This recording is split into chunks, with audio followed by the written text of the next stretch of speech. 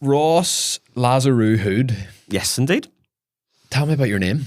That's quite an easy one. Well, Hood, Northern Irish, originally from Denmark, Odo, and Lazaroo is my wife's. So it's Malaysian, Portuguese in origin, with an extra O in the end to make it Malaysian. And basically, we decided to take the surname and double borrow it, not to be posh, but with my father-in-law, the Dean would die within his kids. So I just said, let's jump in, let's do a bit of double borrow. At least it can continue on. And now with 3 sons, it's definitely continuing on in some way or manner. Crazy. Yeah. And so what's that conversation like where you have to decide what surname goes first? It sounded better, Lazaroo-Hood. It does, doesn't And honestly, it sounds badass. Like I've been saying to people, I've got this guy, Ross Lazaroo-Hood, coming in, they're like, who? You know what I mean? It's like, it's intriguing. It's very nice. No, it is nice, and it does make a bit of an interest instead of like the Robin Hood end to it. It is the Lazaroo-Hood, and it does have that multicultural from Denmark, where it originally came from, to Northern Ireland with all the amazing things across the island of Ireland, to Malaysia and all the combination of Indian, Chinese, Malay, and all the other Asian and Portuguese history to it as well. It's fantastic. Class. Mr. Daniel? Yeah, it was the same case for me as well. Whenever he told me like, oh yeah, I was looking through the calendars for the next podcast episodes and I saw your episode coming up here and I was like, Matthew, who is this? Who is this? Because from the seams of things, like I can tell instantly this is going to be a really good episode. And I was like, who is this? You can only hope for that now. Who is? Well, so far so good. What are we? We're 1 minute 30 seconds in, so we're doing pretty good so far. So you grew up in Larne. I did. In an estate. You have since gone around the world, done all sorts of crazy things, including picking up an extra surname, which is pretty cool. And you somehow have the freedom to the city of London. Yeah. Is that like a key, or like how does that work? Yeah. So do people talk about the key to the city? Is that what that is? Well, it isn't the key to the city to a degree. It's basically I was asked. Everything I've been doing in the city through Landmark, my charity and stuff, and other little bits and pieces, that would I be happy to be awarded the Freedom of the City of London? Of course, you're going to ask that. What does that get? And first of all, he says you can march sheep over the Tower of London. Good. And the bridge. I haven't done that yet. I'm looking forward to doing that. Might do it for my 50th. And then back in the day, you had a little pocket that if you were out drinking, for example, you were allowed to, no fines, walk away, and you got some deals through trading. But it's all about the trade of the City of London, because some people get mixed up between the Mayor of London and basically you've got the city Mayor of London, and then you've obviously got the other one. And for us wise, it just gives you a kind of gratitude to the work you've done for business throughout London, realistically. And as you say, for me, it's been leaving a little Seacourt estate. I'm highly proud to come from Larne and especially from Seacourt, and so many people have, to kind of going around the world. This episode is part of our ongoing series with NI Connections, where we interview an interesting person from Northern Ireland who's living and/or working overseas. Now, who are NI Connections? They are the diaspora department of Invest NI, and their mission is really, really simple. It's to connect the Northern Irish community all around the world. They put together some really incredible resources, including how to move you and your family back home if you have been living overseas, how to move to Northern Ireland for the first time, and even how to move your business or open up a new branch in this wonderful place that we call home. You'll also can find hundreds of interviews and profiles with fascinating people who are proud to call this place home, and you can check out all of these things and sign up for their free email newsletter at niconnections.com.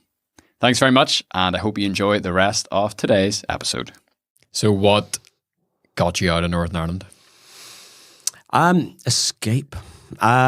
Basically, I was doing a Queen's University architectural degree that I did 3 weeks. Very proud of that. Did 2 weeks of freshers, 1 week of actual course, and I was trying to get my head around an 8-year course, and I just couldn't get my head around it.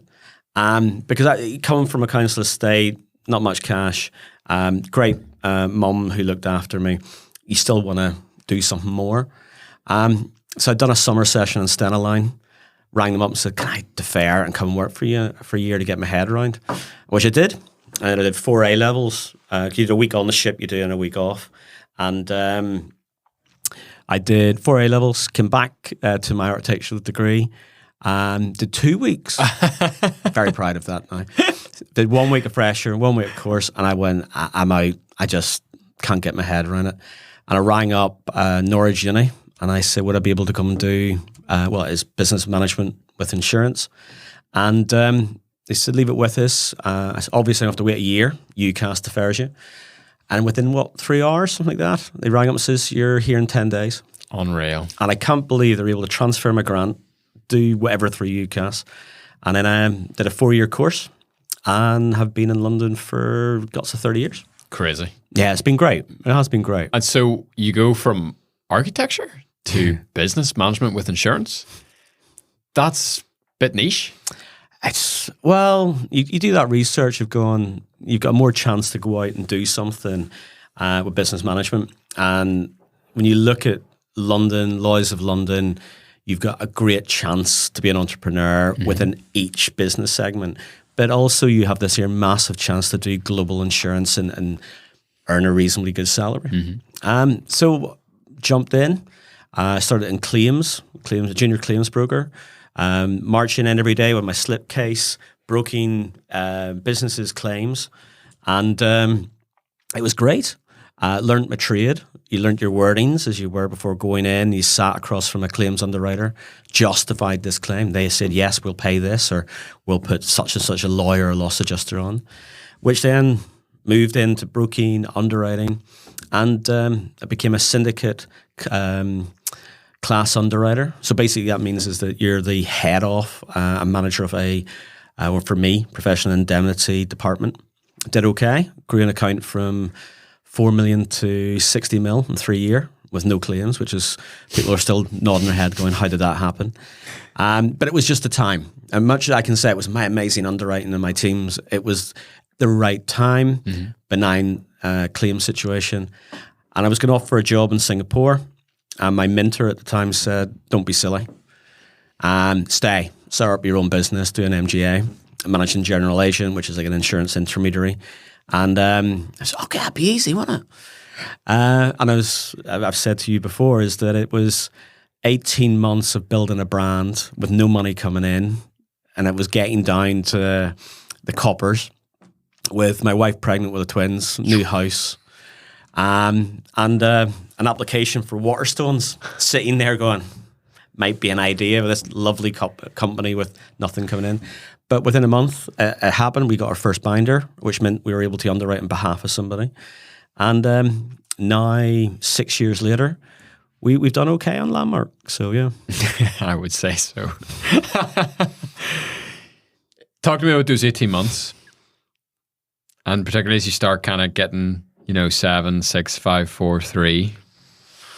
Right, okay. It was, excuse the pun, squidgy bum time. Yeah. So it was a situation of, the original logo for Landmark was a ladybird, and there was loads of different type of fonts and stuff. There was the panic of setting a company up, where we're going to be, based, virtual based or whatever.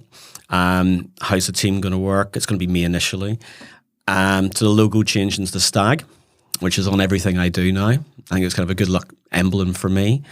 And it just made sense for me to bring other people in. And also you had to consider the weirdness of the investment going into virtual offices. So it was going into the WeWork style and meeting people and convincing people that I could do what I was doing previously and backing me. And then saying, I could hire someone to do that. Well, you do, but you're going to have to pay XYZ for them, the lights behind you, and the office, the furniture, sick pay.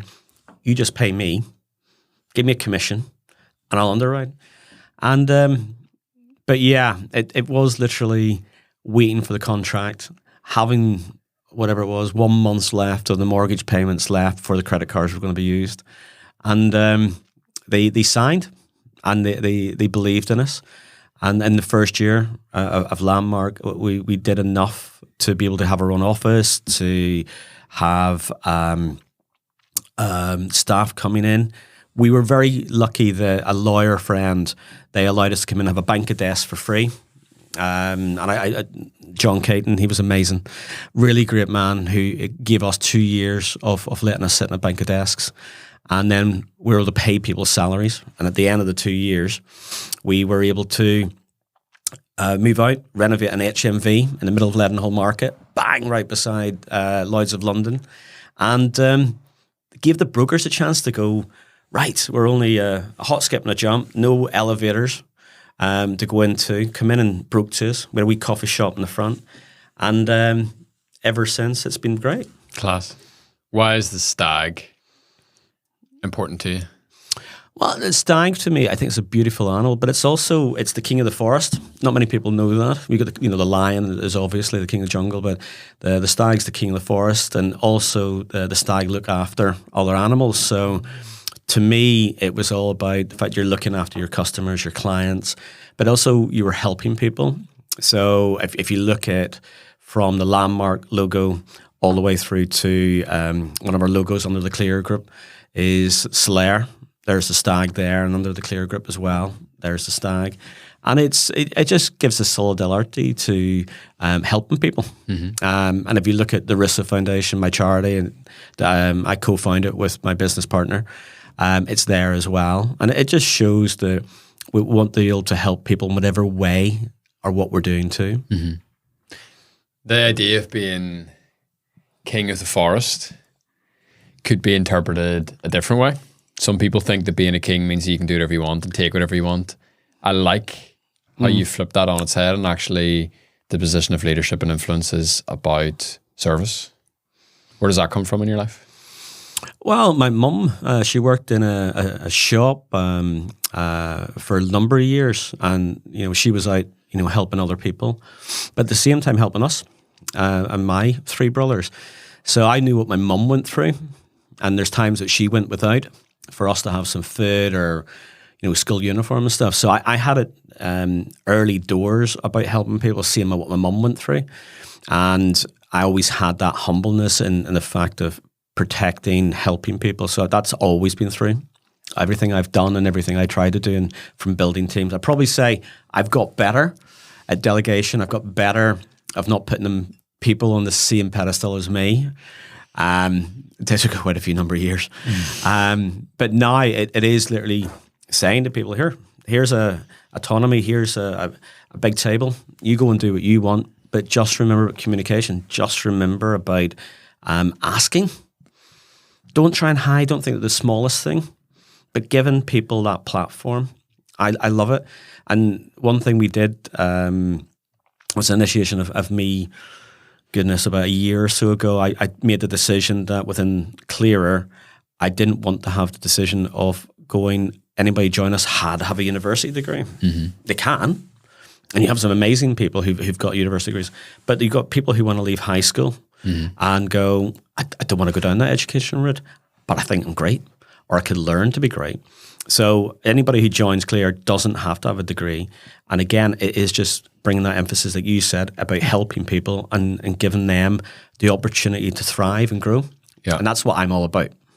I think it's been only the last couple of years in my life that I've realized that business can actually be an amazing vehicle to bring about change. And that could be change on a personal level. So you could transform someone's character, you could transform somebody's life that you work with. What your business actually does, the output of that business, could also impact society. And I don't know if it's a Northern Irish thing or if it's just a Matthew thing, but we kind of spoke off air. I always thought that there was only one way to do that, and that was, charity, non-profit, volunteering, being out there, working with someone who maybe doesn't have somewhere to live or something like that. Could you maybe walk us through a little bit deeper that mindset that you have about how business can impact society at large? Absolutely. I suppose the easiest one for kind of pump through is that you've got the Clear Group, you've got the fact of the environmental, the sustainability. Obviously, within Clear, we do 80% of the glass, and we make sure that we kind of have that recyclable. So straight away, you're on the environmental side. We're pushing to be 100% carbon neutral within the next few years. So you're bringing in solar and stuff. So that kind of goes in the wider society that we're trying to do. Also with electric vehicles and stuff we'll be bringing in the next wee while. Then you have the people. And that's our main message that I bought into when we acquired Clear 18 months ago. And it's the fact that you're able to help those with mixed abilities. So those who are disabled, neurodiversity, ADHD, dyslexia, like me, and able to show them that you can have, some people in society call it an issue. You go, what's a superpower? Whatever you have can be directed. But you have to sit down and go, right, where's your strengths? Like a SWOT analysis to the degree we do back in school. But it is sitting down and going, right, but what are you good at? Don't hide it. Tell us. You know, you're amazing at detail. Right, cool. Like, let's do the labels. Is there a mistake in that? Okay, go into the clean room and do that side. Are you good at organizing? Brilliant. Okay, can you organize the people and stuff? So there's always a success. There's always a chance for somebody to kind of bring something through. And I suppose that's what we're all about. And I've been able to do it more and clearer than I was at Landmark within that business thing. And I suppose I was now kind of did quite successful with Landmark. I've been able to do a bit more different on the clearer side. Also bringing a message out to people and talking about diversity, talking about environmental, talking about water, hydration, health, mental health.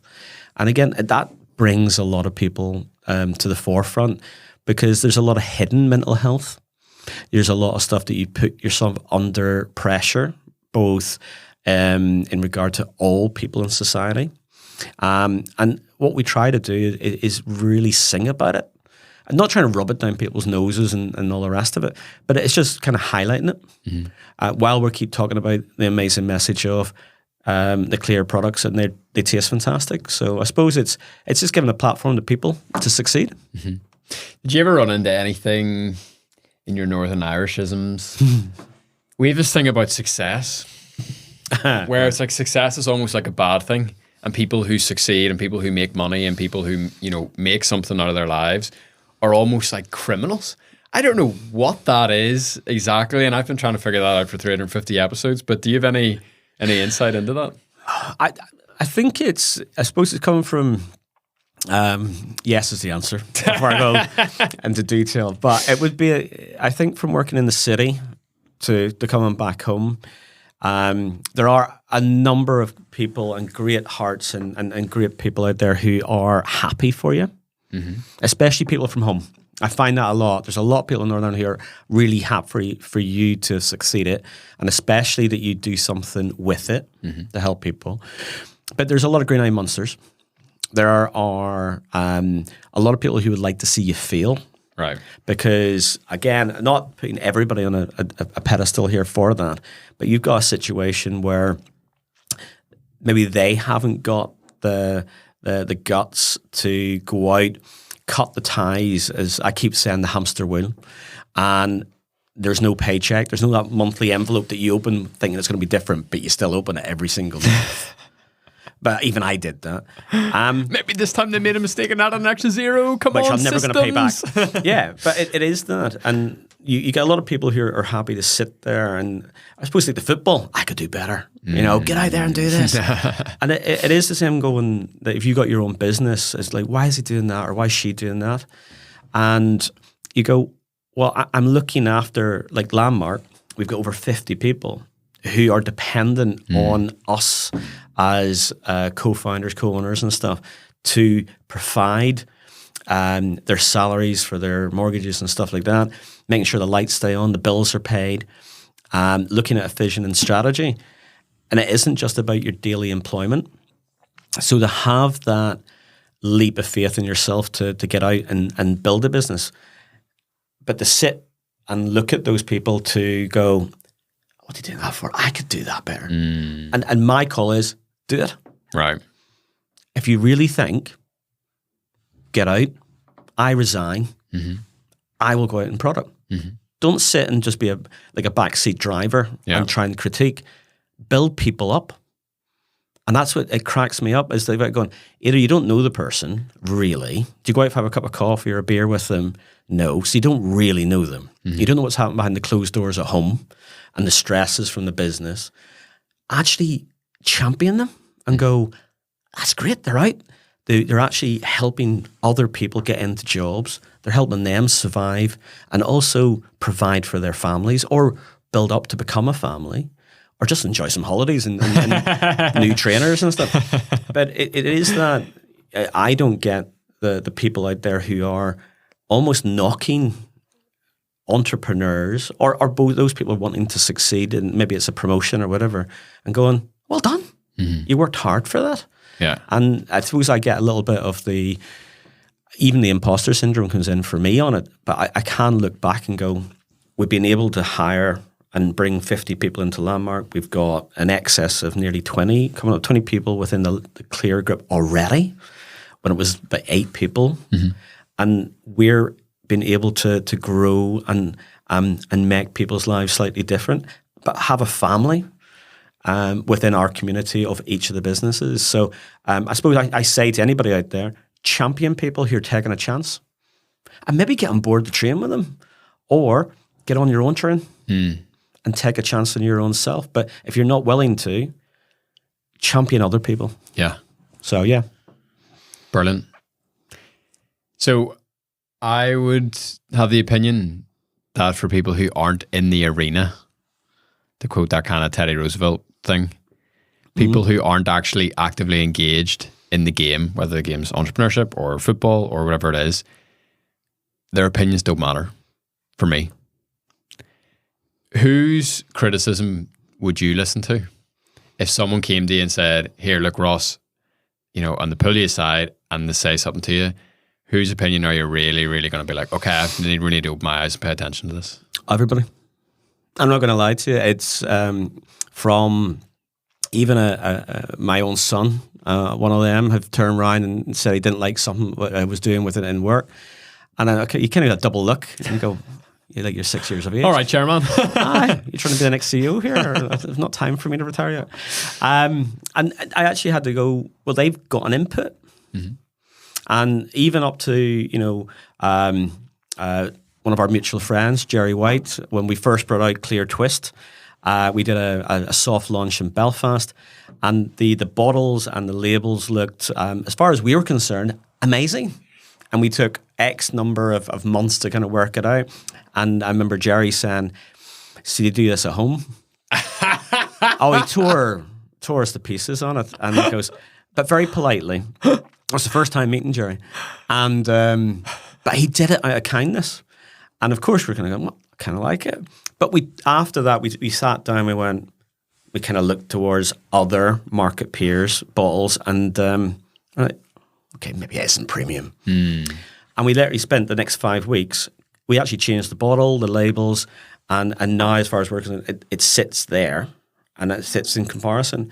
And even to the point where we've got, critique from my mum to my wife, who's my soundboard on many things, and she doesn't hold back sometimes with it, and I need that.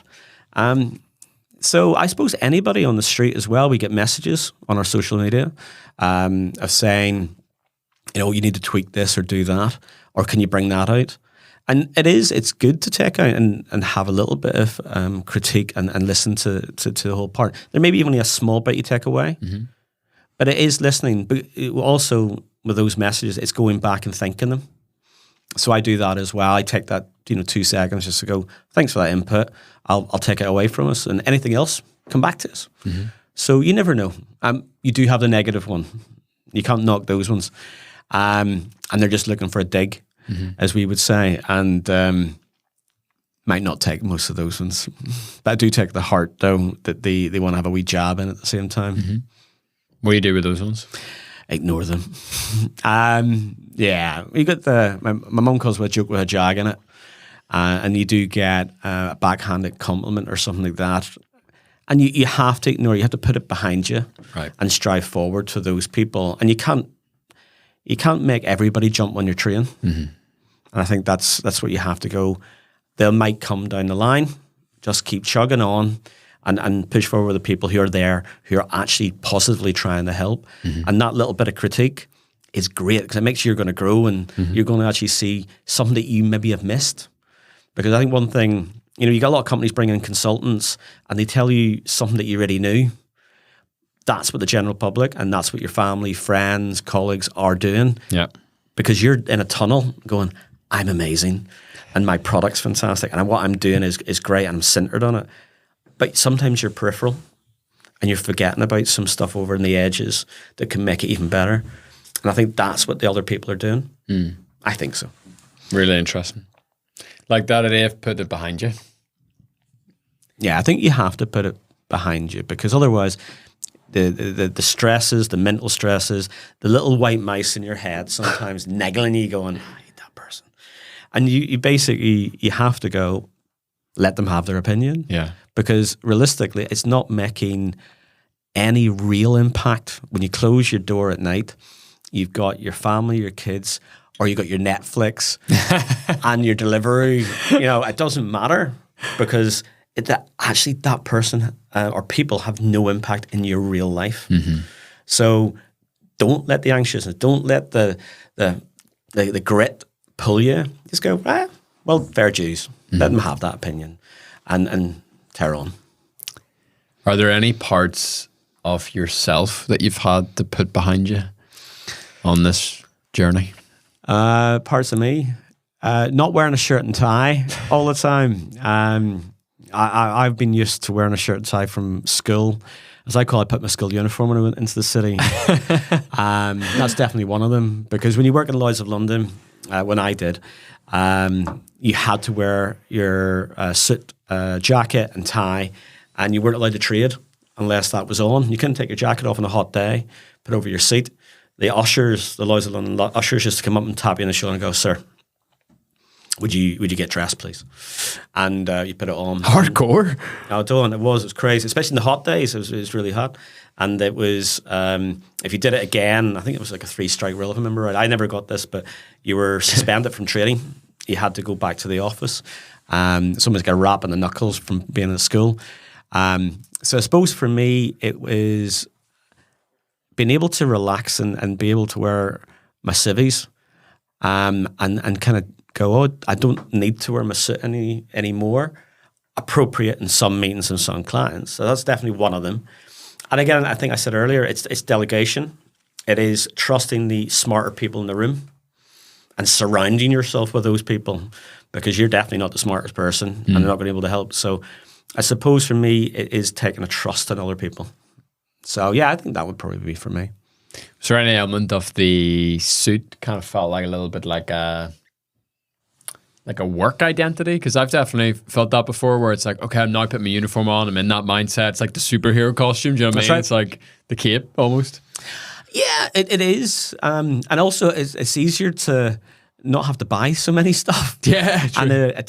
And wearing your suit and all you do is pick a tie out or a shirt or a pair of socks. But really each day when we got into the office, it took a lot of pressure off you. You knew what you're wearing. It might be a grey suit or a blue suit or a black. There's not many other ones that you're able to wear through.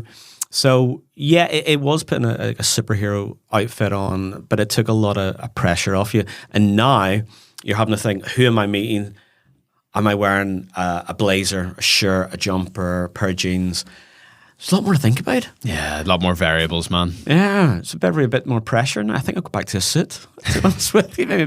Or just make it shorts and t-shirt, year-round flip-flops and just say, look, I'm committed. This is me. Doesn't matter if it's Richard Branson, I don't care who it is. Although he would actually probably appreciate that. As long as I'm out in Nectar Island, I'd be quite happy with it.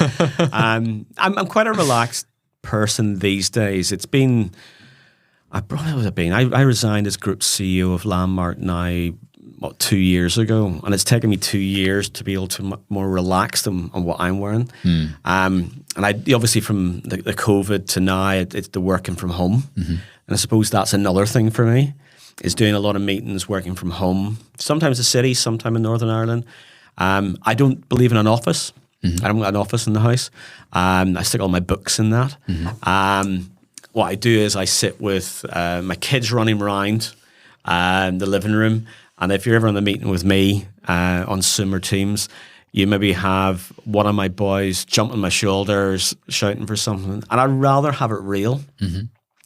And even with the earbuds in, you're cancelling some noise out from, you'd probably see in my face, and beyond that, it's flipping chaos, to be honest with you. You could make I forget the name of the song from Pink, and I think it's Run, is it? Where a guy's singing in a bar and it's going just to chaos. That sometimes is happening in front of any team call I'm doing. But I like to be in the middle of my kids. Yeah. And they mean so much to me. And I don't want them thinking their papa is in the middle of an office locked away from them. They actually see me working, and also instills them a working attitude too. So it's interesting. Yeah, I heard something the other day. It says in regards to your kids, more is caught than taught. Hard. Go ahead. And so it's interesting that you are exposing your kids, even just like how you conduct meetings, how you do deals, how you talk with people, blah, blah, blah, blah, blah. What's it been like to integrate kind of more of the personal side of Ross with the business side of Ross? Like, what's it been like amalgamating these two bits together? Well, basically being honest. Yeah, I guess that's one way to put it. Because it's one of those that, everyone's got, probably 5 personas. You've got the one at home, you've got the one to your clients, you've got the one to your team. Mine's pretty much wrapped up. I decided a few years ago that I wasn't any longer just going to be Ross in the office, Ross at home. I was just going to be me. And either lump it or leave it at that point. And then people really do get me as a heart on the sleeve person. And like I'm saying, if Matteo or Mason or Maddox is kind of jumping on me, and I'm going, yes, darling, just stay there for a minute. Yes, we are going to do this deal, or whatever it's going to be. People see that I'm a father first, who's trying to do some business at the same point. Or it's the fact of, look at my phone and maybe my wife's saying they're not eating their breakfast. Can you give a video call in 2 seconds? That's real life. And they need to kind of experience that for me. And then honestly, in the middle of a business, it is saying, I'll shake your hand, that's the deal. But I want you to give it your all and be honest with me. If there's any dance, I don't do it. And I suppose that's the other thing. Before, you would just smile and you kind of go, okay, we'll get back to you. Now I cut through all the red tape and go, if I like something, let's do it. Let's work out the paperwork later, but let's do a deal. And I suppose that's one thing, again, of being your own boss compared to being the corporate ladder over here, where you had to go back and get things signed off. You got to go through your regulatory, your compliance and all that side. You can do that, but let's do a deal. Let's make that happen and make it the easiest route. Let's not play any games. What you want from this, what I want from this, what's your basics? And again, that's me as a person. And I suppose it's one thing is, just be upfront and communicate with me, and you'll get me, and I'll have your back. And I think that's the difference in the whole thing. I don't do a merry corporate dance anymore, and I love it. And it is being your own boss and having the ability, and I get it. Not everyone has that opportunity. But for me, I love the fact that I can just cut through the red tape corporate stuff. Yeah. And is that something that you feel like you could have done earlier in your journey? Or do you think that that's something that was only achievable to you once you hit a certain level? Yes, is the answer. Yeah. Okay. If anybody in the city, you ever spoke to about myself, I always said I just want to be a good number 2. And I never even thought about, being, the head honcho. I never thought about even owning my own business. Never, wasn't the guy. And it was just that mentor, and his name's Piers Wigan, and he was the one saying, no, stay, you can do this here, and let's get on with it. And I suppose it's, yes, and even in your career, you get each position, you get more responsibility to be able to do what you want. But I think it takes a leader to allow these junior guys to be able to also take a chance. And that's something that I give full autonomy within all the guys I work with now, going, what do you think? Jump on it. give them an expense card. Just tear on. And, we've got a great guy who is the head of our plant, William Macaulay, and I love him to pieces. And he runs clear water in Macromorn. And, he'll say, okay, we get this X for the guys, Terrell. And he loves the full team. And that team is... Yeah, it's my heart. I love the fellas and the ladies and everything who works, within Clearwater. But William has full autonomy for us to get on with. And I think you need to empower people instead of having to wait for them to get up here to make the decision that they go, I could have did that. And even just sitting down and listening and taking their ideas. But to me, don't let the leader take the credit. Take that person and go, you jump in front of the boss. You take the credit for that, and let's see where else you can go for. Or somebody said to me, an old boss, basically, my job is to make you to the person I am, and it's for me to make me go for the next level. And it's not about me worrying about you taking my job. Right. And that stuck with me all the way through. So I think you have to be able to self-aware grow, and that's something I've taken from 2011. Yeah, 2011, where I was told that is that, and my boss was great. He was always looking to his next level of his career, and he was always saying to me, "Go for it. I'll put you in front of the CEO, and you can come up with some ideas." And that helped. I suppose that was the flick of maybe me one day owning a business. But I was petrified of starting my own business. And I was petrified of the fact of going to my wife and going, would you mind us not having any cash coming in? But, she was great. She was there from the first day she's going, what name are we going to call it? And that was the landmark. And, she put money in. We sold her flat in Shrewsbury when we were getting desperate for cash. And it was the fact that she goes, right, I believe in you. And that was just a blessing. And now I can give her the rewards of where we are at this point. But it is just a leap of faith and belief. Sure. Well, she was an angel investor with a good return on investment is what I'm hearing you say. She's a very strict boss, to be honest with you. No, not really. No, she was great. She literally, exactly the same as what we were just talking about. She went, you believe in it, I believe in it. Get on with it. And sometimes she does say, you're the best investment I ever had. And I go, love that. I was going through. So when we think about Northern Ireland, how's your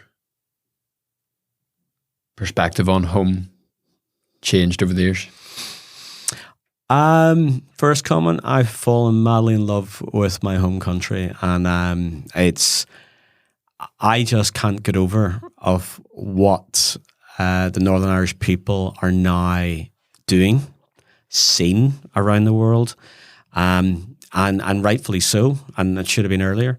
But for me, I remember saying to you earlier on that I went and did university, I went and did the corporate life, forgot about home, forgot about my people.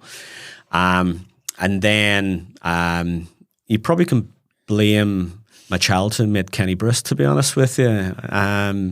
He got me in to do sponsorship for Larne FC, and I was over home a bit more. I was doing some charity works from setting up my family charity, and as I said, I fell in love again with Larne Town, and I forgot how beautiful it is. And never mind the people, but you've got a stunning Antrim coast. You've got beautiful beaches that have won awards. You've got Maud's ice cream. Oh, come on. Say it louder. Oh, don't. Pooh Bear, absolutely stunning. Then it's Per Bear now. I think there was a wee bit of a Disney problem there, maybe. I'm still pooper. They can sue me. But I love honeycomb. But it's to me wise that was the bee's knees, and I love now coming home. And I jump and I salute and I champion when I see the likes of Claire Taggart, #1 bocce champion, to Rory McIlroy winning and flying the flag from home. Jamie Doran having his accent on movies and TV series, when before you only had the likes of Sean Connery being able to do a Russian with a Scottish accent. Don't get it, but we all bought into it. But our accent and our people are now thriving globally. You've got from the Dead Rabbit out in New York, and those guys are flying the flag of Northern Irish hospitality, produce, and I think that's glorious. Then you've got literary agents. You've got somebody I went to school with, Angela Keane, now Dr. Angela Keane, and she's a novelist shouting about our history of Ulster Scots and Irishness as well. And I think that's cracker. So you've got the mystical lands created by Narnia and C.S. Lewis. People probably don't even realise he's from Northern Ireland, or was, to Bram Stoker. Dracula, he was created in the island of Ireland. And I think when you've got all these literary geniuses to the new and modern ones, to the sporting stars, you can't beat it. And one of the things I say, you've got, it took an Irishman to bring surfing back to Hawaii, and not many people know it. And you go, no, you're talking waffle. It's the Hawaiians. It's at least, nope. It was a Northern Irishman who brought back the skill of surfing. And when you look through the past, people just said it was, you might have an Irish bar in Australia to Bangkok. That was what we were known for. Mm-hmm. Now we're looking at gastronomy, from Michael Dean to it was Roscoe's back in the day, to everyone. So I think it's amazing what we've achieved, and I've fallen madly in love with my country, and I might convince my wife to move back at some point. And Janice will probably watch this and go, I'm going to really have a word with you at some point. You'll be getting a phone call or a knock on the door from the boss, I think. I think so. She might ask you to edit some things. Yeah. It's like, can you remove things like after things have already gone up? It's like, Janice, yes, whatever you say. What have you enjoyed? Is there anything that you've started to do when you come back home? Because you're back, you're back and forward a good bit now since you acquired Clearer. And I love what you guys are doing over there, by the way. I think it's incredible. But what do you love doing over here that you feel like you can't do somewhere else? I suppose it's the fact that I can go out for a cup of coffee and catch up with mates. And I suppose it's also it's having like going to the current court and having chicken wings and onion rings, and when they're watching this, they'll go, yeah, he does. That's all I eat. It's chicken wings, onion rings, and I just think it's amazing. It's going to the beaches. It's going through the coast where I grew up and did crabbing. It's seeing the rugged coastline. It's going out in the rain, and what I call it from our family, I don't know if it's Northern Irish or not, but when it's raining, we call it liquid sunshine. So you just get out in it, put your wetproofs on and just get out. What's the difference between in and out? Have a hot bath and a hot toddy or a cup of tea when you get back to it. So I think that's the bee's knees. One thing you don't get in England, and I'm very grumpy about this, you get the Tato Crisp, you get the Wheaton, although it's called brown soda. Don't get that. You get the white soda and the Tato bread or tatty bread. You don't get feta. Yeah.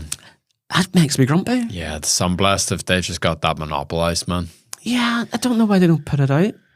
Because I have to take almost like drugs and alcohol into my suitcase. I'm bringing loads of loaves of feta back home. It's funny, we've actually had a conversation, I can't mind who it was with, where we're like, someone needs to talk to Sunblast and get their export game.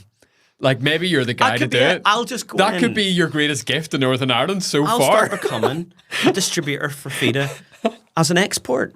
Like, you can get Tato Crisp exported. So maybe I just go, hey, I'll take loads of, the Vita and pump it out. But you have to... Now, the argument is, do you toast it? or do you just not toast it and do you put jam on it? Well, have you ever put cheese on it? Oh god, yeah. Oh, with the jam, it's just killer. That's like a granny thing. Don't care. See, love it. I like toasting it and then just like mountains of butter on it. But But then do you stop though, like Pringles? Do you No, stop? the You whole have to loaf's- eat the whole loaf. loaf's gone. Yeah, yeah. I was really into Serene for a while, Okay. but I don't know. As Squidgy. I've aged, Vita feels more right to me. You feel a bit grown up. Yeah, although in saying that, most people who eat Serene are like 80 years old. Well, I'm nearly there. I'm only 30 years. But no, Are you 50? I'll be 50 in 2 years now. So What age? how old again? What age do you think this dude looks? Don't flirt with me now, Daniel. Daniel he's a wee flirt. You be careful. Say 21, Daniel. I was gonna say like 25. My wife would be happy. Honestly? No, Man. honestly, I would have said like late 30s, early 40s. You can flirt too anytime. I think that's Absolutely. good. But no, Fida, that is my Saturday morning or Sunday. Do you take good care of yourself? No, definitely. I've got a dad body, and I'm Right. very proud of it. No, I fluctuate my weight. I was off. I had cataract surgery not long ago, and I went and had loads of takeaways, and I put on way too much weight. And I seen some photographs and videos, and I went, I'm getting a podge. So I've now got a gym, and I'm going out into it. Not enough. My wife goes, it's out there. The kids are in bed. TV's there. So do I take care of it? Not enough. And that's in all honesty. So this is great genes. Good mama. I've got Unreal. to say to that point now. But no, I am on a bit of a health kick at the minute. Drinking more water. I'm also eating moderate. Right. Cutting out the carbs a wee bit. Knowing that I need to be around for the boys and also trying to run after them. They're blooming quick.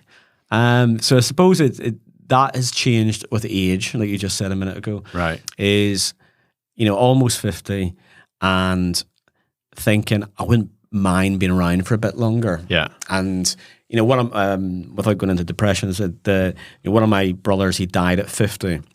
So we're coming up to that, and it does kind of click in, going maybe cut back in a few things and stuff like that, and maybe take a little bit care on less of X, Y, and maybe go out for a run a bit more, and lose the podge.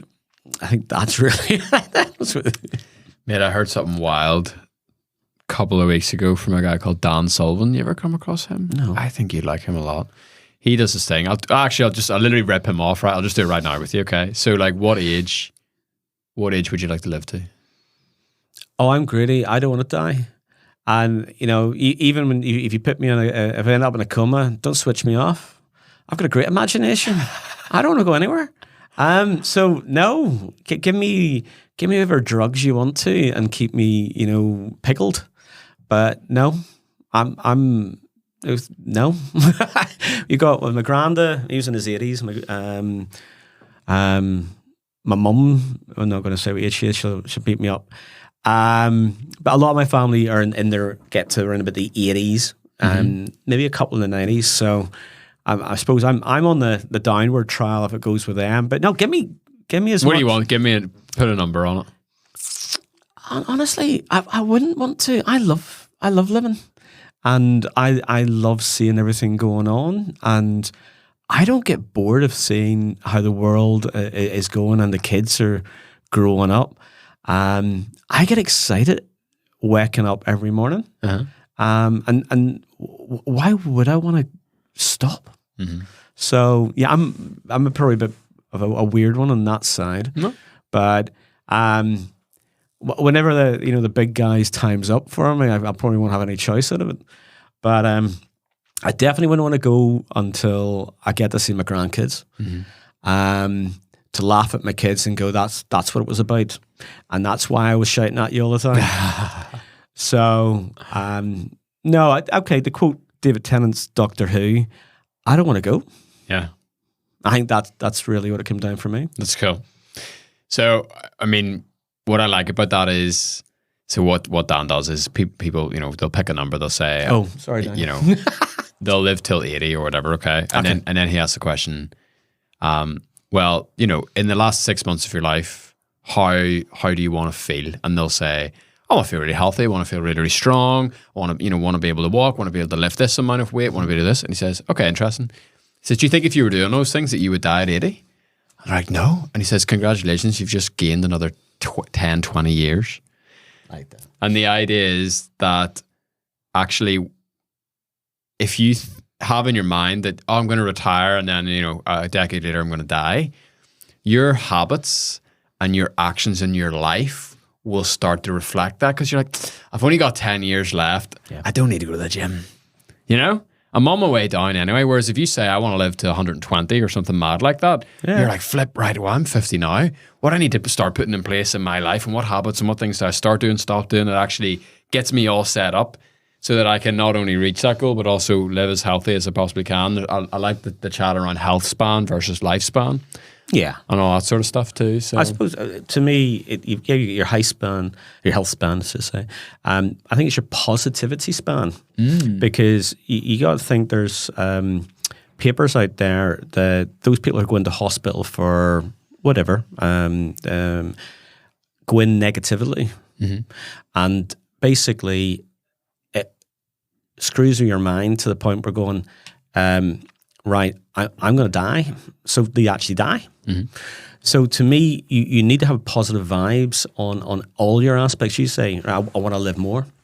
So if you're enjoying life, enjoy it as much. And, I'll give you an example, is that my mum there, she went through cancer a few years ago, and she had the house spick and span before going to the hospital for her ops and stuff.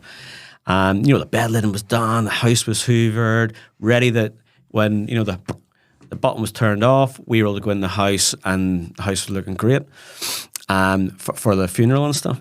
My eldest brother, Randall, and myself booked her for a big trip to Canada, and he was the one who gave it to her, and she goes, well, looks like you're going to have to come out, aren't you? So we guilted my mum into life to go into that point. So you are coming back, because we spent money on this. It's our hard-earned money. If you die here, we're going to lose a serious chunk of cash. How am I supposed to get rid of this? It's under your name. Do you know how hard it is to change people's names on flights these days? So, but we needed to do that for her. And the fact that she's wanted, the fact that she felt guilty about the money more so. That's hilarious. But to me, I think a lot of people need to have that positive attitude. And I think that's something that, does gain you. And I know you're saying about the retirement. There was a great doctor. We had a well-manned thing as a freebie we had in the city when I was an employee. And they did it either every year or every 2 years, that you went in and you had all the bells and whistles checked for everything, bloods, breath, everything. And they're saying, oh, you need to change this, your high cholesterol here, or you get a little bit of pudge on it, or the heart's doing this or whatever. And her philosophy is those people in the city who were going into retirement, you maybe had a few extra drinks in the city, as they do. You got the high power pressure of deals. You had the pressure at home, and then you stopped. And then your body's like, what? It's all a drug to a degree. So she came up with a plan for those retiree executives of basically saying that you had to go on the treadmill, get the heart rate up, or whatever Jim was going through. Then you had to not stop the drinking. Do it in moderation, because it is a drug to the degree if you're drinking so much during the executive's lifestyle, and slowly wean down on it. Don't just go, I'm at home and I'm not going to have any. Then it was the fact of having, the few calls, get the heart rate back up again, back on the treadmill.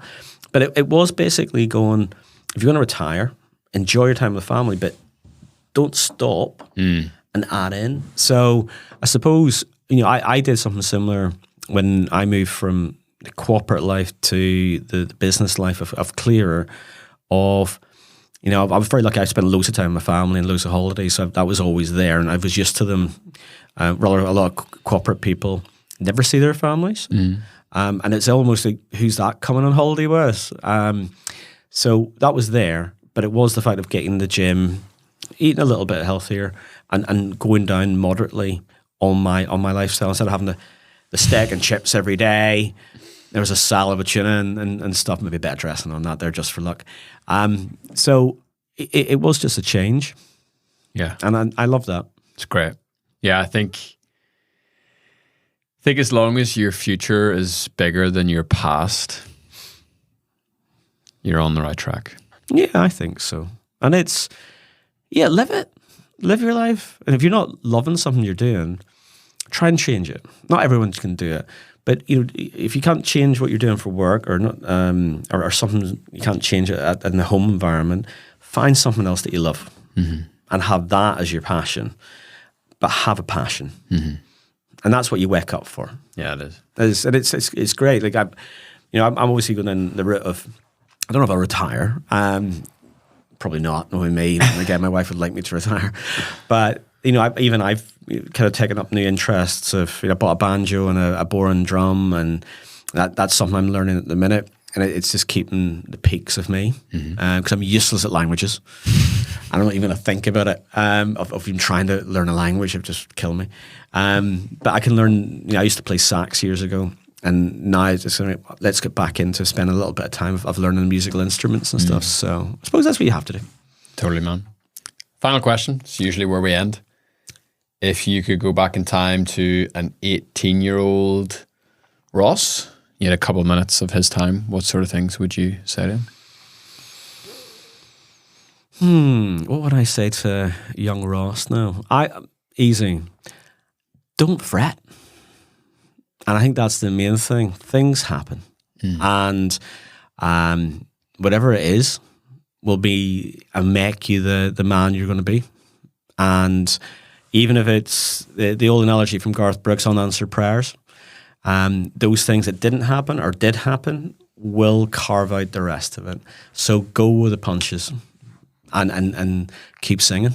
I think that's it. Ross, man, thanks for this. Really appreciate it. Thanks ever so much, Matt. It's been great. And honestly, you took too much information out of me as well, boy. That's what happens in this room. I'm going to blame Daniel. Thanks, guys. See you next time. Cool. Amazing stuff. Just want to give one final thanks to NI Connections for making today's episode possible.